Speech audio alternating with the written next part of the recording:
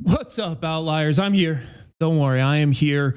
I'm actually in the process of finishing up doing a little bit of analysis on the broader market behavior. This is really more for a conversation point with you all. So the game plan for today is to talk about the market as we see it. There's a lot going on and continually a lot of opportunities. So we'll run through that. I'm going to save most of the trade updates and the individual trade details and stuff for the pro stream tomorrow. But suffice it to say, at a very high level, there really is a lot to do. And I do want to at least give you all an overview of some of the places that I'm finding opportunities.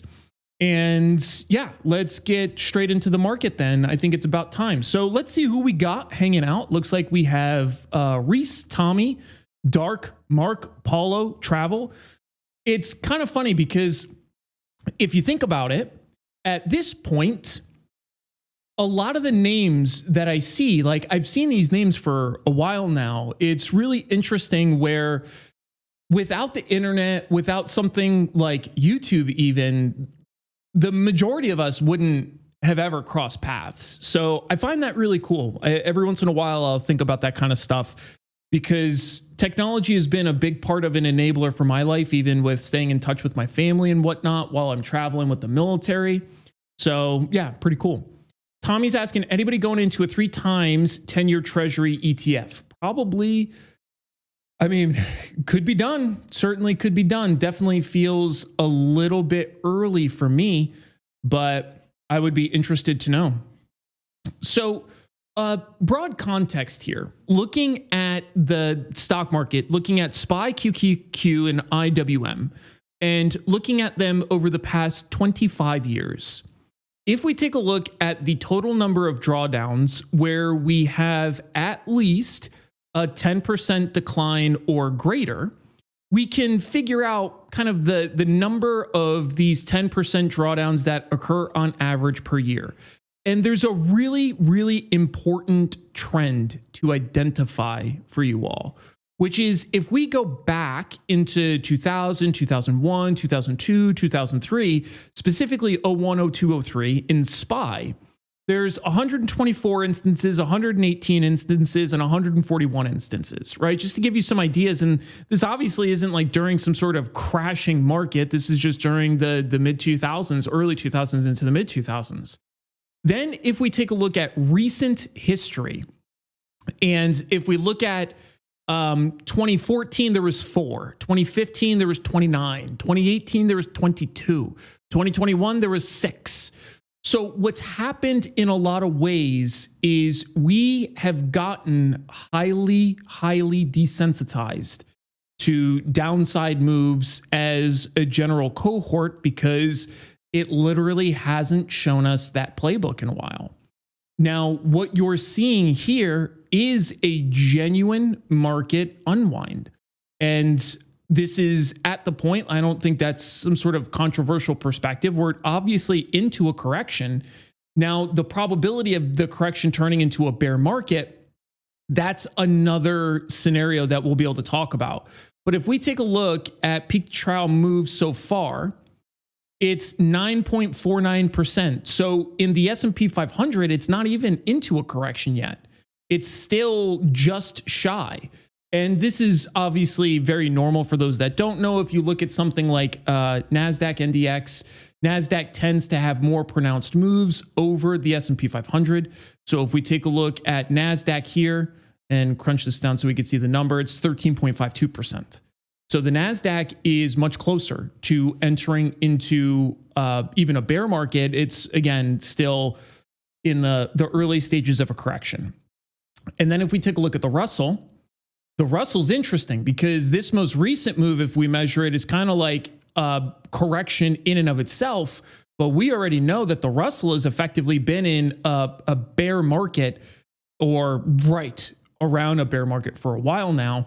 And right now, from this high to where we are, or the low that we hit today, that represents a 19% decline. So that is on the cusp of a definitive bear market, which is typically a 20% move is what we would call it off of term highs.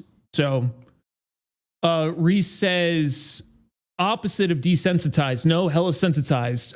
Yeah, I mean, I guess it depends on how you want to frame it, right? Either sensitized to new downside moves or desensitized to prior downside move history. But yeah, definitely. In general, I think the point more broadly is just the fact that people are not used to seeing markets do these kinds of things.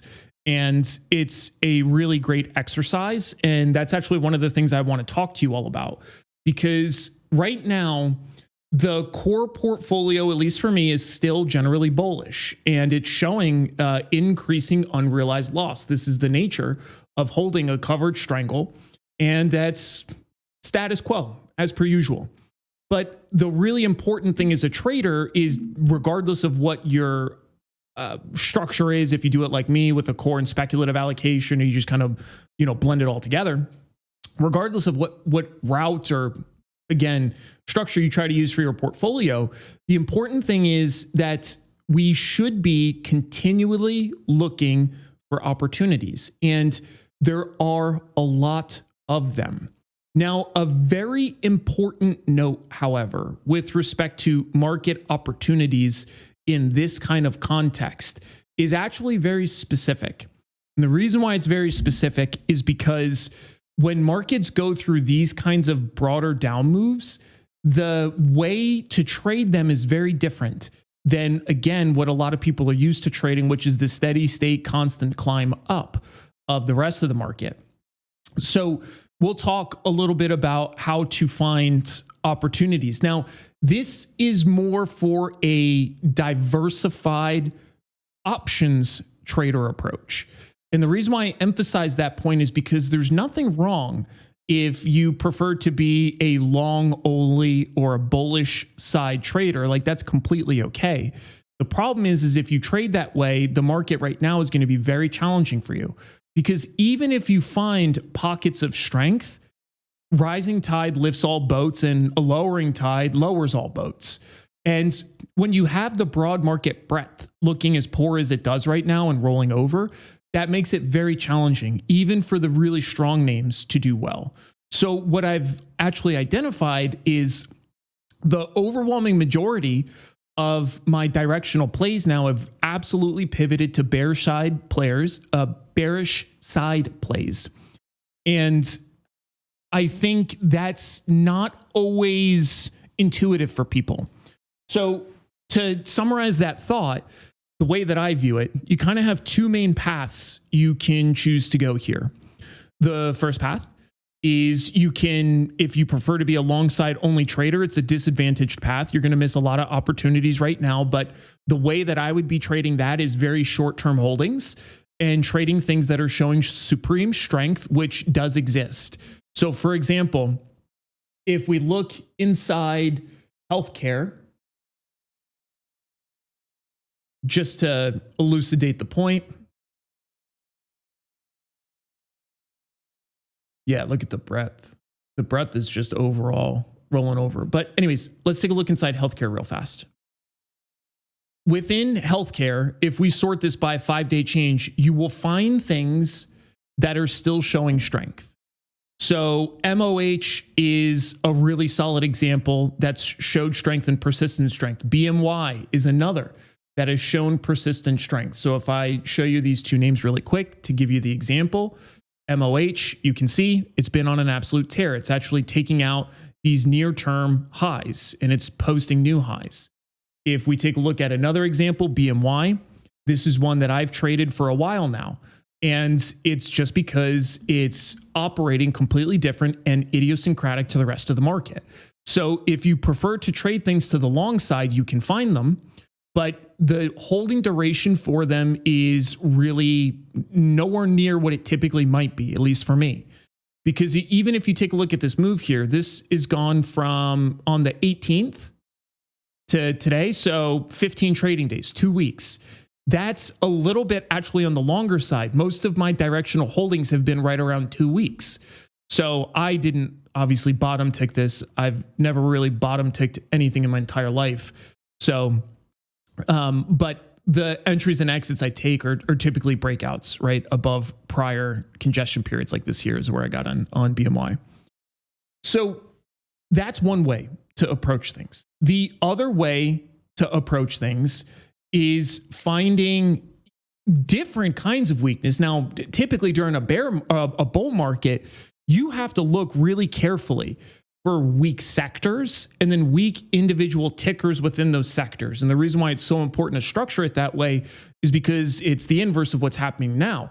Typically during a bull market, a lot of things can rally even generally just because the whole market's going up. So you have to be really selective. Now it's almost like a stone's throw and you're going to hit something that's going down, which makes it easier. But the way that I try to time my downside trades is when the market starts to show rallies like we saw last week. So if you see on Friday, there's a little bit of a rally happening in the S&P 500 and same thing in the Qs. The reason why that's an important day is because what I do is I go inside the sectors and I see on those rally days, what tickers are just kind of treading water or even rolling over still. And those names become prime targets for shorts. And I'll give you an example of one of them that exists right now, which is CCL. So CCL was originally entered here on the 4th, and then it was re-entered on the 6th, and then re-entered on the 7th. So those are the series of different points where I've scaled in to CCL. And here's exactly why this one gets honed in on, because this is something that's shown in uptrend, and then it's something that is shown significant weakness against this near-term broader market correction. This is a different approach than I typically apply when I'm attempting to stack strength for longer-term ideas. If I'm trying to hold something for 6 months to a year, even 3 months, 6 months to a year, this doesn't qualify for that kind of trade. So it's important to remember when we're talking about stacking strength, it is relative to the timeframes we're trading. And if you remember, the majority of my holdings right now for directional plays are less than a month, 2 to 3 weeks. So what that means is we actually have to zoom in way more. This is now my long-term chart. A 3-month daily is the long-term chart for something that I might hold for 2-3 weeks. And you can see that this has absolutely been showing significant weakness over this time frame. So then as we zoom into the more relevant time frames, the 30-day and then the 15-day typically, you'll see that it's been effectively just a one-sided move down here. So now it's just follow the trend. But there are so many names that look like this right now. It is so easy to find things to trade to the downside. The important part is to make sure that you have good risk management. The cool part is with the broader market showing this kind of weakness, it actually gives you quite a bit of space in order to trade things differently. So for example, CCL, this is on via long puts, which I knowingly overpaid for. A couple other trades that I have short deltas on are like Geo, but Geo is via short calls. And Geo is one of the ones that we reviewed together during, I want to say, one of the pro live streams not that long ago. So Geo is one of them. Another that falls into that same bucket is ET, phone home. ET is an example, though, of a ticker that actually would have been better via long puts. Didn't know that. So the way that I was trading ET definitely was via the volatility component here. You notice implied volatility in ET is 98%.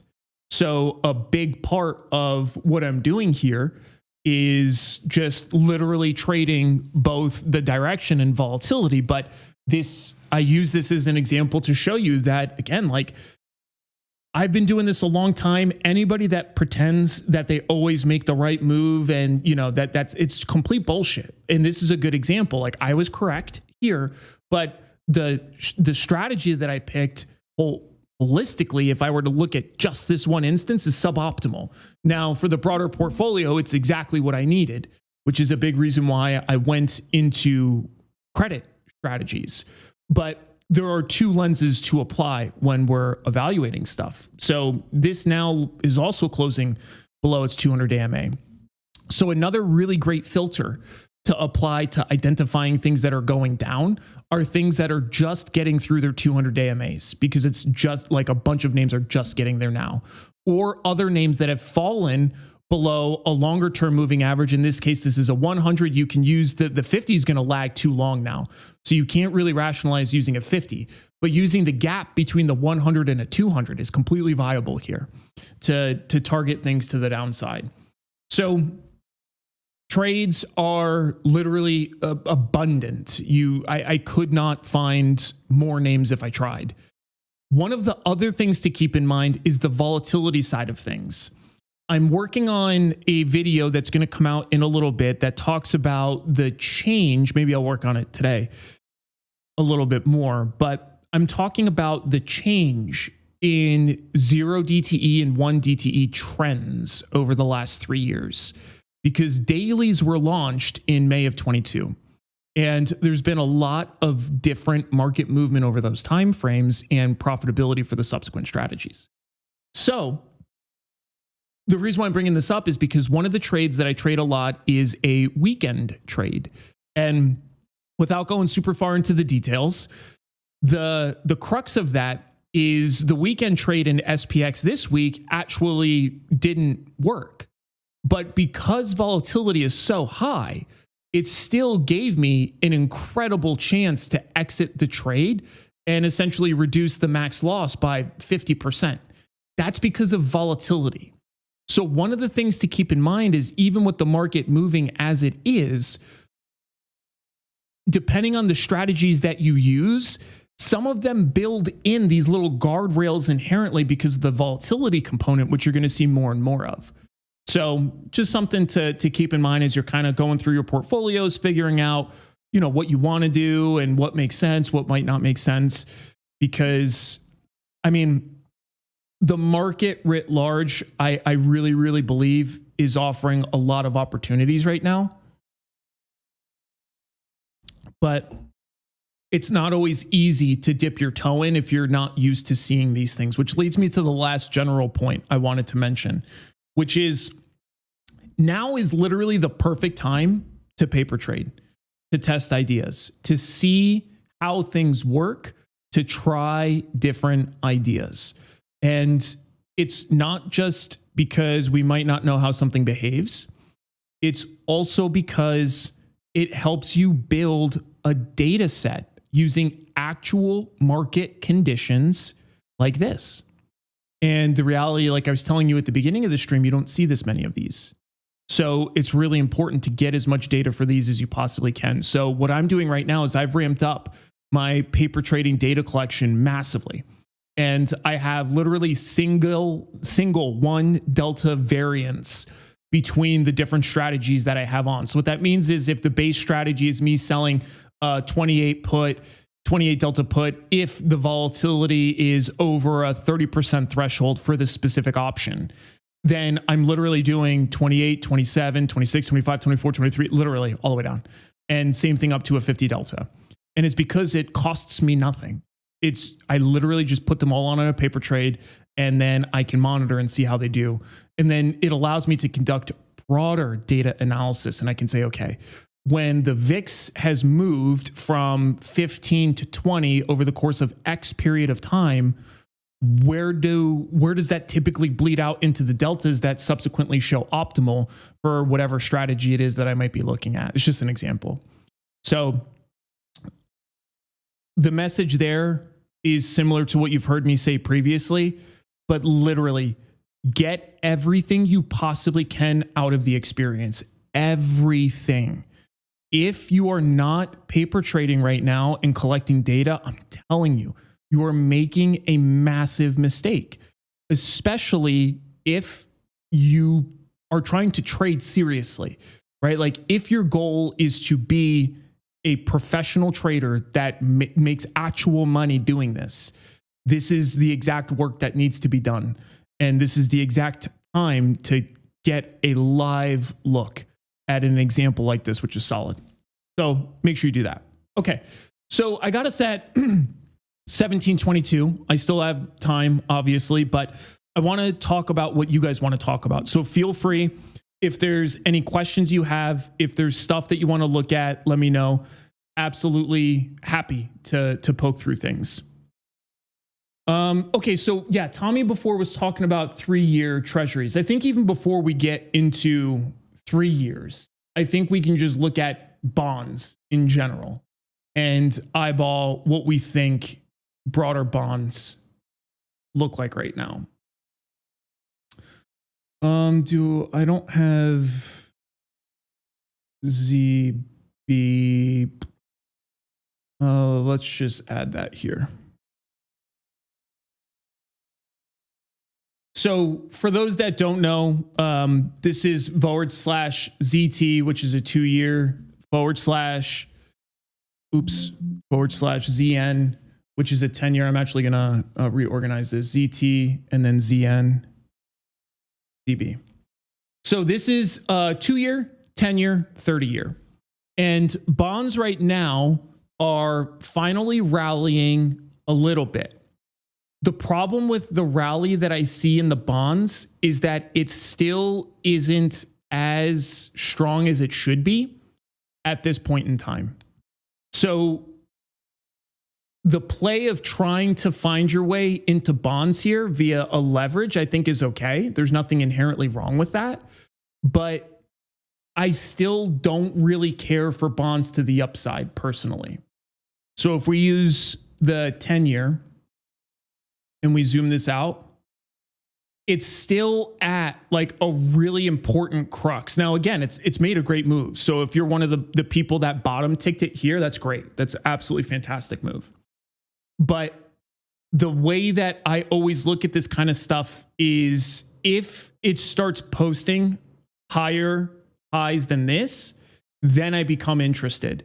So this has actually hit a couple alerts, specifically the 10-year for me, but it hasn't really shown up to where I would enter in. Now, the other entry point that did alert me, but I didn't enter, was in here, and it was on a breakout against this.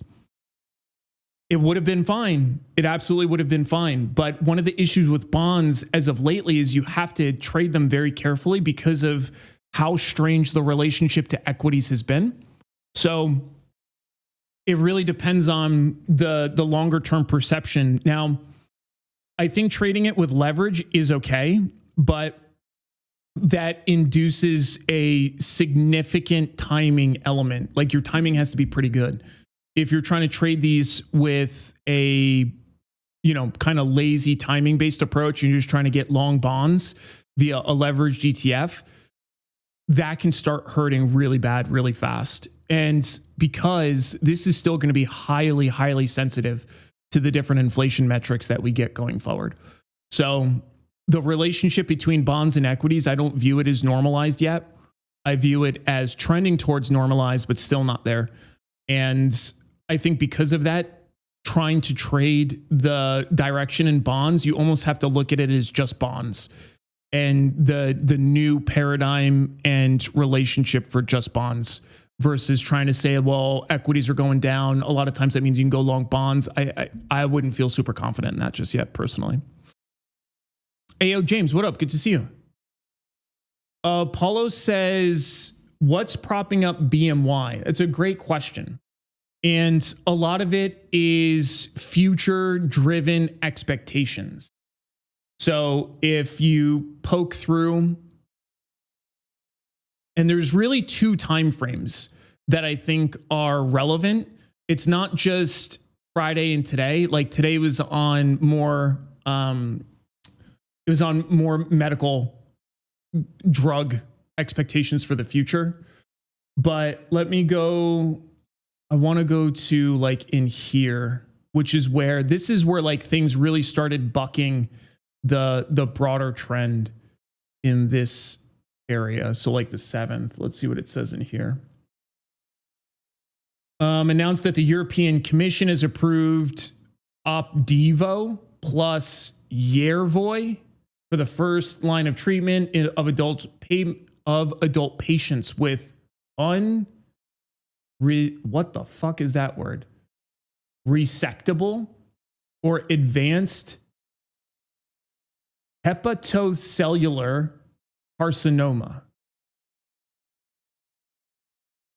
It's a hell of a word. I do not pretend, by the way, to know how to say any of these fucking words. Obviously, I don't. Whatever this is. I can say carcinoma. I know that one. But so that's a big price driver that you saw on the 7th. The medical sector in general has been showing a lot more strength. So that's part of what you're seeing in BMY specifically. But like I was showing you, one of the things that you can do to assess total strength is like you can see like what's up over a month, right? Gilead is up, CVS is up, BAX is up, AbbVie is up. Like there's a ton of stuff in the medical sector that's doing well. So they're also going through a little bit of like varied reasons for the group of these, but there's a little bit of periodicity to it. So you're capturing some of that. So, I mean, a lot of these look strong. AbbVie is essentially hovering near 52-week highs. Another absolute killer. I'm not trading this one, but this one also looks fantastic. Now, these look interesting from a short premium perspective because these don't tend to move a whole lot. So in order to build a position in these, at least for me, you kind of have to size up because the total move severity is much lighter, which is fine. But with implied volatility at 90%, I wouldn't be as jazzed to start getting a bunch of long calls or something here. So this is one that I would be looking via stuff like short puts and just trading the broader momentum for sure.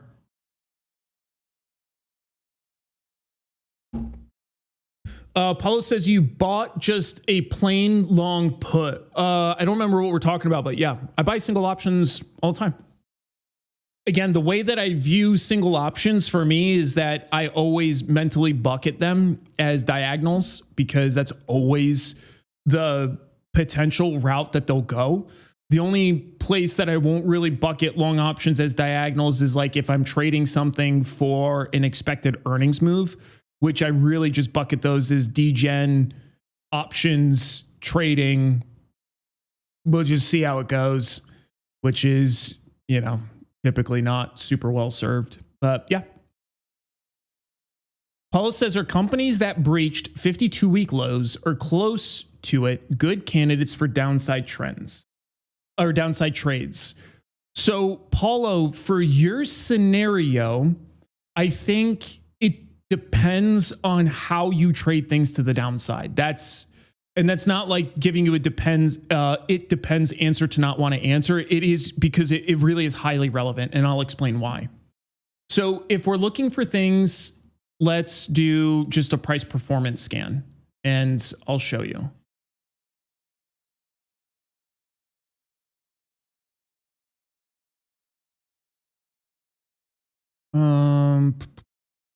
We'll build. Yeah, this one's fine. So I'm going to do negative over a year. Yep, this is okay. And I want to show you the difference of behavior that you'll see in this group. So first thing is let's take a look at different distances off of 52-week highs. And let's sort this by things that are essentially just hovering near lows like these. And let's take a look. So I'm going to cite what I was just showing you. I'm just moving it off the screen so I can click through these faster. So MAXN is one of them. Here's one of the issues that you will find with stuff like this. So when you find things that make lows below 52-week lows, depending on what the company is, sometimes you will find weakness that is nearing a floor, a perceived floor of some type. So then if something is hovering or establishing new 52-week lows, the way that it's doing that matters a lot. And depending on exactly the velocity and where the 52-week low is in relation. So that's why 52-week lows, at least for my approach, tends to be a little bit too low, specifically for trying to trade like a big downside trend. 52-week lows is a good place for me when I'm hunting for things to sell short calls. That's very common. But it's because things that tend to get down to 52-week lows, you're kind of late to the dance at that point. So, and it's, again, not saying that it couldn't be done, but it's just the way that I typically think of it and how I approach it. It's generally going to be a lower severity move potential for stuff like that. And again, this is in general. There are a lot of companies that over the last 5 years have seen insane growth that then have a material change. So their 52-week low can be very high. And then as something is breaking through its 52-week low, that can just be the beginning of the party. But I'm just saying in general, like if you run a scan to look at a bunch of them, this is more the kind of stuff that you'll find, which is stuff that's just like really hovering near lows. So yeah, definitely could do. I don't think there's anything wrong with it, but let's take a quick look. Actually, let's just see if we can. What do we want to do? Let's do. Yeah, I mean, we can modify this one. So total open interest, we definitely would want to increase this.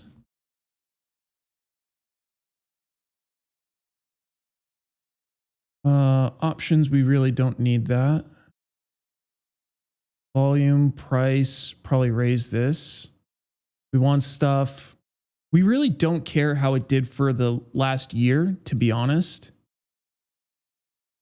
So this one, I would actually delete. I don't care so much about that. And then we'll add like 52-week lows.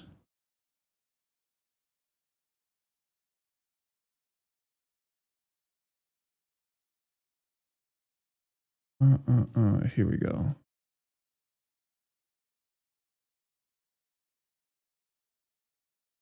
New low date. 1 year low date. So we want something that's posted lows recently. So we'll do within the last 2 sessions. And then the other that we can do is the number of new lows for a year.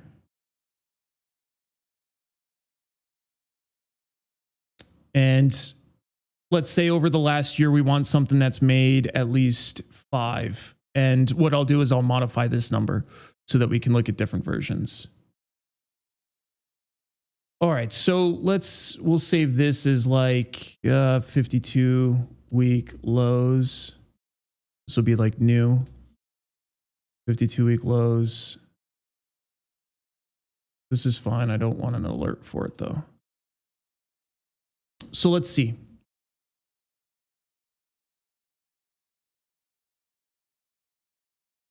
I'm going to move this over and then we'll flip through this. There's not a ton of them, so we'll see.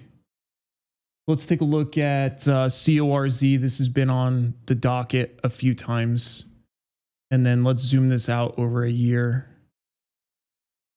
So like for this, over the last 52 weeks, this would have a ways to go before it's actually hitting the lows.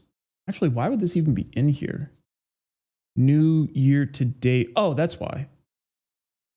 Because I clicked the wrong thing. I was like, this shouldn't be in here. This should be new low date, 1 year low date. That's better. That's better. Okay, sorry. I have to redo the scan. Okay, we're back at it. So Microsoft is one of them. So now this just hit its first 52-week low. Notice the difference with Microsoft. Microsoft is super high, meaning the price level. So this posting a new 52-week low, I think is entirely viable as a candidate. So a way you can fix this in your scanning if you wanted to be efficient and you wanted to use new 52-week lows, which I do think is viable. I don't have the numbers off the top of my head. It's something that's easy to study.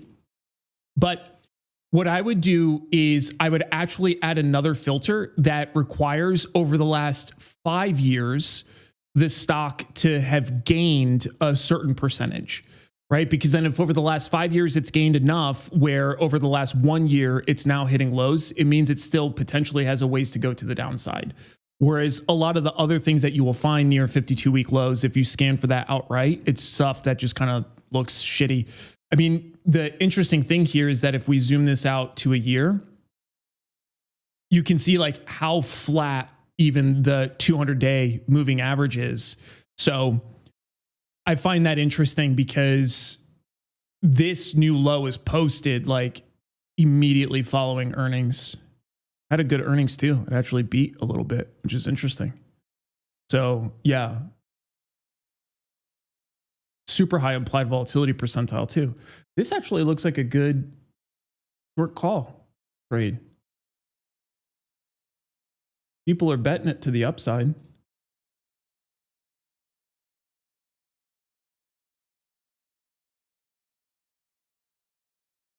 You can do like a 25 delta, less than 50% chance of a touch at the 405s.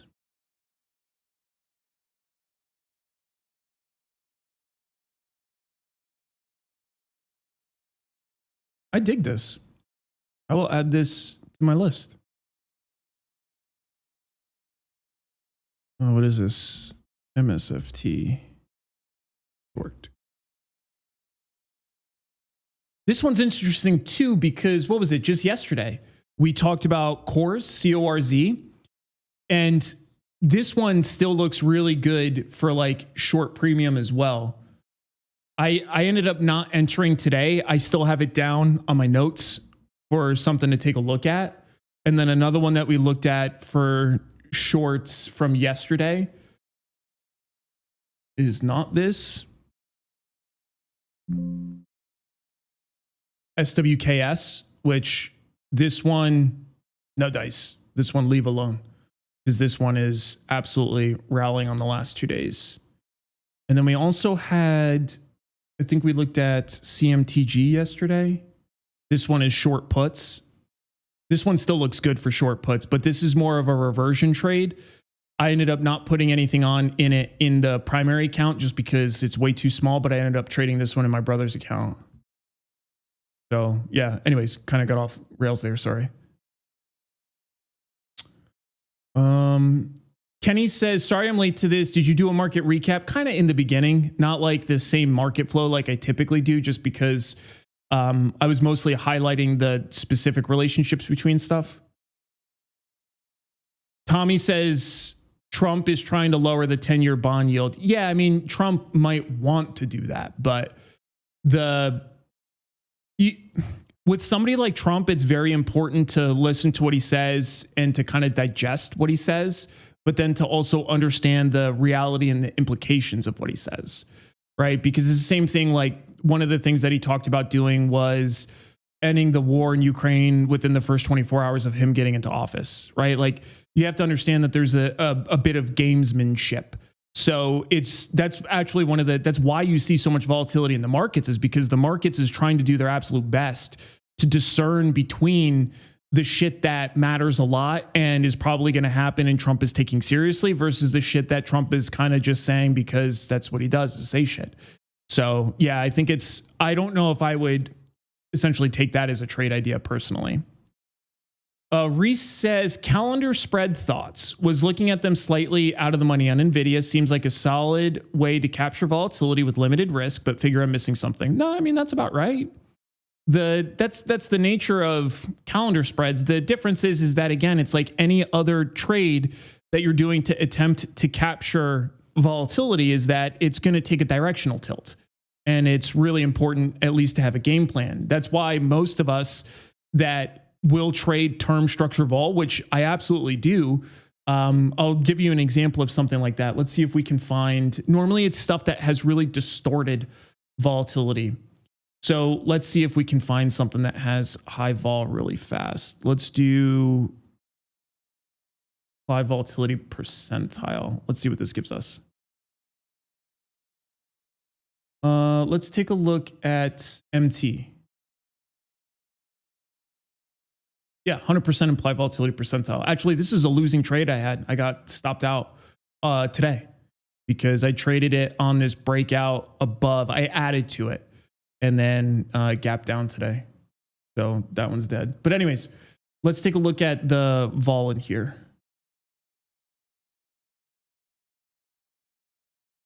We'll do the out of the monies. Let's do the main expirations like this. This is a great example. The 42s. So the 42s in 20 June look expensive relative to the 17 Aprils, the 42s. So there's different ways that you can set this up, but we can essentially say in April, we like the 42s. So we try to get them at something that's even remotely reasonable. And then the 42s in 20 June look expensive to us. 20 June, 42s, super wide bid-ask spread. That's actually why it's like this. The market prices stuff pretty well. So that's the reason why you see that peak. It's just a bid-ask spread gap. But we can eyeball what this might be, right? So 40, 30, 25, 55, 40. The ask on this side is probably like 50 cents or 45 cents. So I would guess that this would actually be closer to like 40 cents if you were to sell it, something like that. So you can attempt to trade the capture of the volatility in here. Now it looks really wacky because of the super wide bid-ask spread. But there's different ways to try to play that relative volatility between them. Now, I want to show you the downside of this, though, is because if you take a look at the deltas here, and this won't be a 25 delta, by the way. The delta here will be much lower. Again, it's because the bid-ask spread, it's super, super contorted. But if we even just try to get a context of what the delta might be here for the 42s, let's just go to the 193s and let's see what the 42s delta is. So, oh, it might actually be. It's the, oh no, because these are also super wide bid-ask spread. That's just super liquid. That's why. So anyways, the broader point being, when you're trading these kinds of positions, right, and we're trying to gain exposure to the same strike across terms, you're going to have different Greeks that impact both of these differently. So the problem with that is that if we're short or long the front month, it doesn't matter, right? The impacts will be different depending on the position. But depending on what you choose to do in the front month, it's going to have an accelerated Greek profile than the stuff that's further out in time. But the stuff that's further out in time is going to have a higher Vega impact. So you have to have methods effectively to manage all of that if you're trying to like actually isolate volatility. So yeah, absolutely can do, but it's a little bit challenging and it requires like way more delta hedging. This is when I'm trading things like short straddles or strangles, I rarely will delta hedge. I'll kind of just run different bands, but beyond the bands, I widen them out quite a lot. Whereas if I'm trading things calendarized across terms, you kind of have to delta hedge a lot more. And that's just so that you can actually maintain the exposure that you're ultimately wanting to maintain. So I think he said that he was looking at slightly out of the money on NVIDIA. I'm not sure which direction he means, down or up. But let's say that we're going on the call side. Let's see.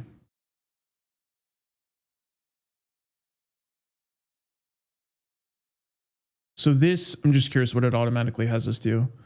It has us go into 25 April and 17 April. That's fine. It's a decent example anyways. So this kind of trade where we can actually get it on for a debit, which is also kind of important for or a slight debit, not a really large debit. This kind of thing will work just fine, especially resting at the same strike. You obviously have to find the same strike that you're interested in though. Because, for example, if I take a look at the 15 strikes in NVIDIA, just out of curiosity, across these two terms, 25 and 17 April, and we take a look at the 115s, like they're priced appropriately.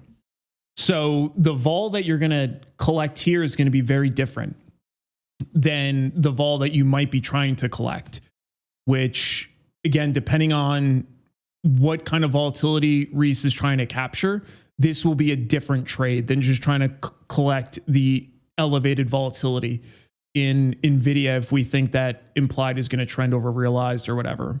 So it's a different approach. Nothing wrong with it. It's going to move slow. And if you're really like actually trying to isolate vol, you have to have a plan in place to actually isolate vol. Otherwise, you're going to get a bunch of other Greek effects pretty fast. E. Hodge says, how about commodities like gold and silver? Yeah, gold and silver. Gold has been on an absolute tear. So this move here is literally profound. If I zoom this out to give you like a broader context over a 1-year time frame, like take a look at the severity of this move comparatively from here to here. It's like a 15% move over a month or so, which is, again, massive for gold. So this near-term congestion doesn't surprise me, even though that the market is showing a lot of weakness on a near-term time frame. And it's literally because of how much this thing has moved otherwise. It's had such a massive move. So you kind of have to expect this to take a pause at some point, especially with the relationships also between equities and metals being a little bit distorted. Now, silver, I think, offers a slightly different value proposition because silver has been notoriously lagging, but it's still not responding as well. So I think unless you have a direct position or hypothesis on silver directly, I don't think it's really suitable for something to offset an equity trade right now. And then depending on, again, what kind of move you might think you can get out of it. But silver has been so slow and boring that I haven't traded silver in quite some time. Now, one way you can trade silver is through the volatility, because silver maintains really, really steady risk premiums. So you can trade it from that lens. But yeah. Ben says, can you explain the different volatility metrics we are given by the platform? Sure. What volatility metrics are you referring to? Talk to me. I guess we'll just go back to NVIDIA for this one. Which vol metrics? Senor Ben. Mateo says, what do we think of the continued bleeding of Tesla during aftermarket now at 215? Now, my biggest issue with Tesla is I closed out 2/3 of the short. Idiot. Go back to my example before of essentially never timing things the way that I want. This is a prime example of that. Stupid, stupid, stupid. Now, joking aside, I think Tesla is just going to continue to get punished here. I mean, implied volatility is about as high as it can possibly get. So I think you're very likely to see that continuated move for sure. And then it looks like Ben is asking about like what you see in the chain. Oh, easy. We talked about this not too long ago. 1 second. Let me grab the stream for you. This one. So Ben, this stream goes through all of that. I don't want to waste a bunch of time just because people will be mostly familiar with it. But the way to think about it inside the chain, you have term vol for the specific volatility. You have specific option vol here. You have underlying vol here, which is IV percentile. And again, the IV percentile is actually IV rank, but this is 30-day vol. That's what you see here. So that's like the Cliff Notes version of what you'll find, but that video goes through all of it more in detail. Scott says GME crashing into earnings. Scott is shocked. I mean, I don't even think this is necessarily GME crashing, to be honest with you. I think that this is very much broader market is collapsing, and GameStop is going for the ride. Most things right now are going for the ride.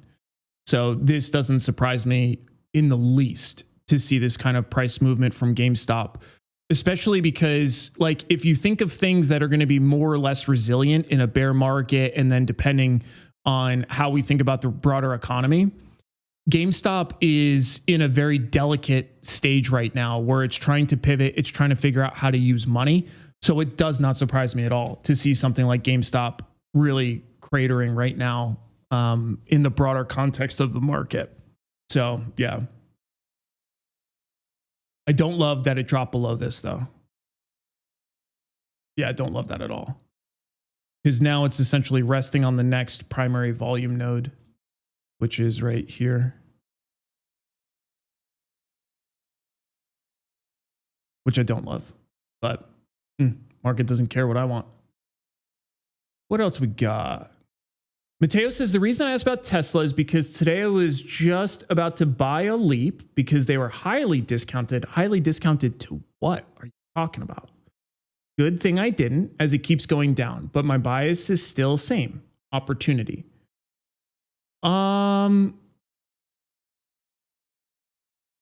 can you expand on that a little bit? Like, what do you mean it's highly discounted? It's at like, I think the forward PE right now is like 93. Isn't it?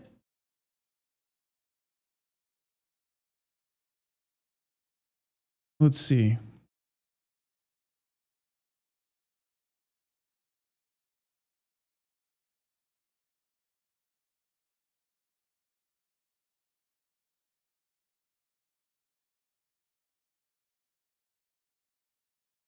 $88. My bad. 88. The trailing 12 months is 129. So what's the, like, I'm just trying to understand the idea, like where you're seeing a discount. And it's because I'm expecting to hear a common error, but I don't know. So I want to hear you out in case it's not that. Paul says Tesla's PE is in triple digits. No, I just told you what it was. It's 88. The trailing 12 months is 129.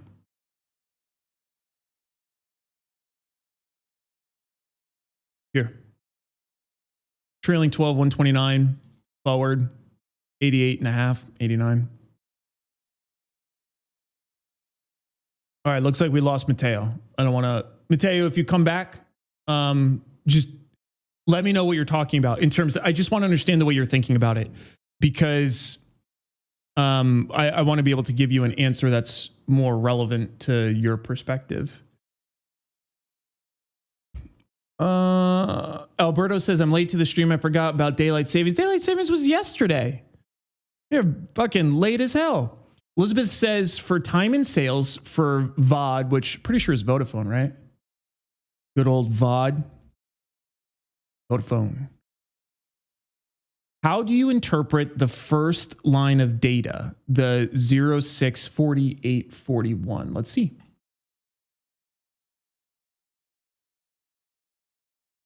How do we interpret this? 17 April 25, 8 calls. So these are slightly in the money. And by slightly, are these a delta of 1? Oh, yeah, it's synthetic stock. That's a stock position. 150 came in at the mid. Yeah.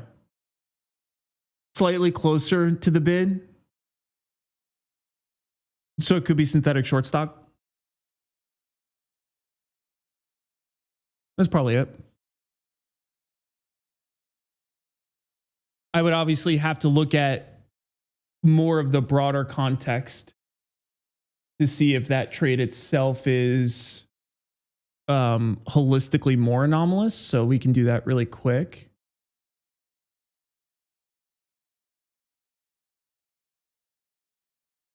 VOD.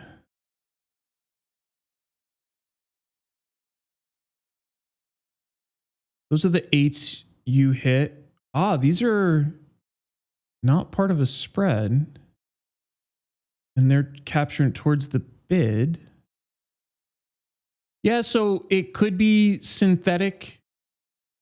It could be a synthetic position, or it could be expecting downside and selling calls against a long equity position for a larger player. But that's a really, really large trade on a relative basis. I didn't see this one today, but I actually haven't gone through my scanner yet. So my guess is when I go through my email in a second, this will be in there. Yeah, huge. Absolutely massive size trade relative. So this leads me to believe that this is somebody that knows something. And this looks like again, expectation of downside one way or the other. Whether it's somebody that has stock that they're selling options against, or whether they're just buying the options to expect a pretty big down move.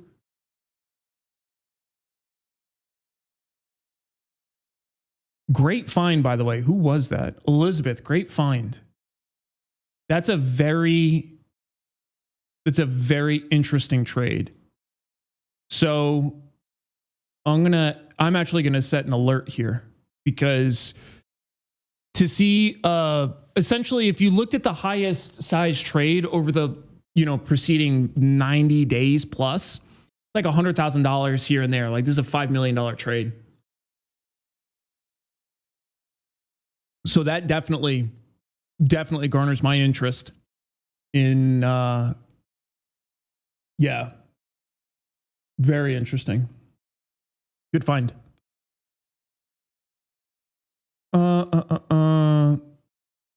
Let's see.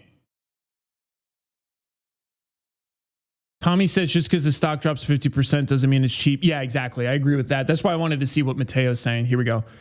Mateo says, I'm here. So my way of thinking is that 18D, 648 days out, leap contract at 70, Delta are down 33%. I rarely see such a big drawdown on a 2-year out leap. Way I see it's 2/3 of the price.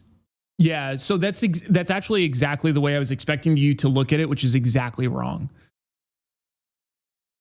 The reason why it's wrong is because that leap reflects the current value and sentiment of Tesla.